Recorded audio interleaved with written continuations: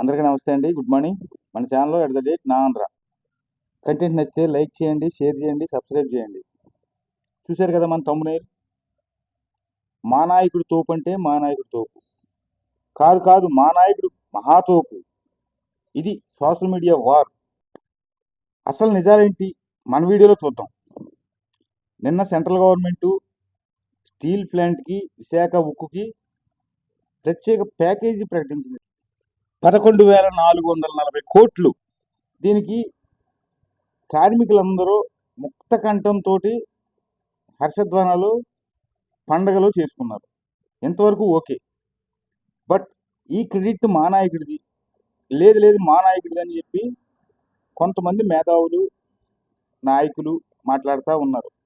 అసలు నాయకులు ఏం మాట్లాడలా, బట్ వీళ్ళు మాట్లాడుతూ ఉన్నారు.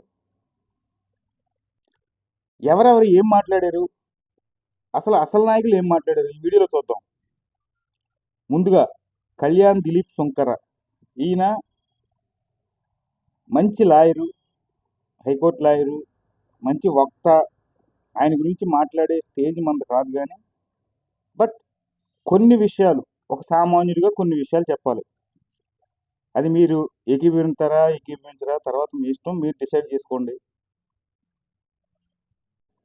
ఆయన నిన్న ఒక వీడియో పోస్ట్ చేశాడు. ఆ వీడియో సారాంశం ఏంటో ఒకసారి ఇందాం.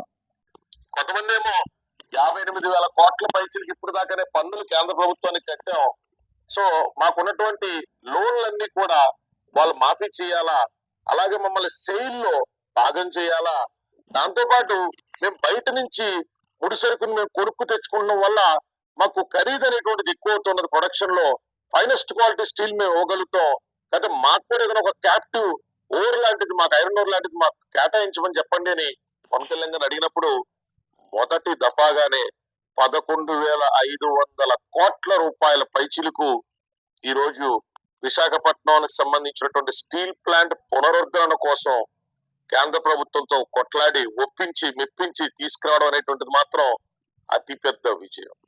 6 నెలల ఉప ముఖ్యమంత్రిగా ఆయన చేసినటువంటి ఎన్నో విజయాలతో పోలిస్తే ఇది మాత్రం ఆంధ్ర రాష్ట్ర చరిత్రలో, ఆంధ్ర రాష్ట్ర రాజకీయ చరిత్రలోనే కాదు, నూతన ఆంధ్ర రాష్ట్ర అవతరణ తర్వాత చరిత్రలో మర్చిపోలేనటువంటి సువర్ణాక్షరాలతో లిఖించదగ్గటువంటి విజయం. విశాఖ స్టీల్ ప్లాంట్ ప్రైవేటీకరణ జరగదని స్పష్టం చేశారు మంత్రి నారా లోకేష్. ఉత్తరాంధ్రకు వైసీపీ చేసిందేమీ లేదని మండిపడ్డారు.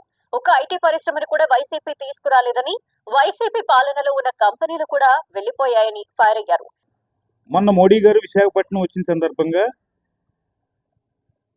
ఒక విలేకరు అడిగిన ప్రశ్నకు సమాధానంగా ఎట్టి పరిస్థితుల్లో విశాఖ స్టీల్ ప్లాంటు ప్రైవేటీకరణ జరగదు, దాన్ని మేము కట్టుబడి ఉన్నామని చెప్పి స్పష్టంగా చెప్పాడు ఆయన.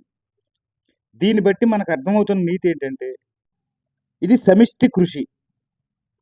అందరూ ముక్త కంఠంతో, లోకేష్ గారు కానీ, చంద్రబాబు గారు కానీ, పవన్ కళ్యాణ్ గారు కానీ అందరూ కలిపి పోరాడిన ఫలితం.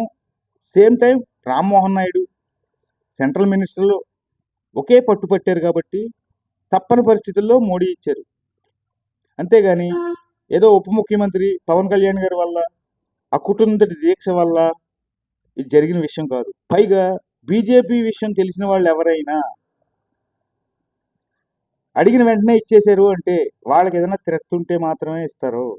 ఇప్పుడు ప్రజెంట్ చంద్రబాబు నాయుడు అనే వ్యక్తి ఎన్డీఏ నుంచి తప్పుకుంటే ఫినిష్, సెంట్రల్ గవర్నమెంట్ కూలిపోద్ది. గతంలో ఈయన ఒక జర్కిచ్చున్నాడు ఆల్రెడీ మోడీకి. ఆ భయం మోడీని వెంటాడుతూనే ఉంటుంది, డౌటే లేదు. ఇన్ని పరిశ్రమలు, ఇన్ని ఆఫర్లు ఆంధ్రాకి ప్రత్యేకించి ఇస్తానికి కారణం ఆ భయమే. అంతేగాని ఎవరి వల్ల ఏదో జరిగిపోయిందని చెప్పి సొంత డబ్బాలు కొట్టుకోవడం మానేసి కొద్దిగా విజ్ఞతతో ఆలోచింటే అందరి ప్రతిఫలం ఇది, అందరి ప్రతిఫలం Visakha steel plant. At the same time 11,000 మంది పైన చీలుకు ఉద్యోగస్తులకి రిలీఫ్, ఆ చుట్టుపక్కల ఒక 30-40 వేల మందికి వ్యాపారస్తులకు రిలీఫ్. ఇది గుర్తుపెట్టుకుని ఎవరైనా మాట్లాడారు.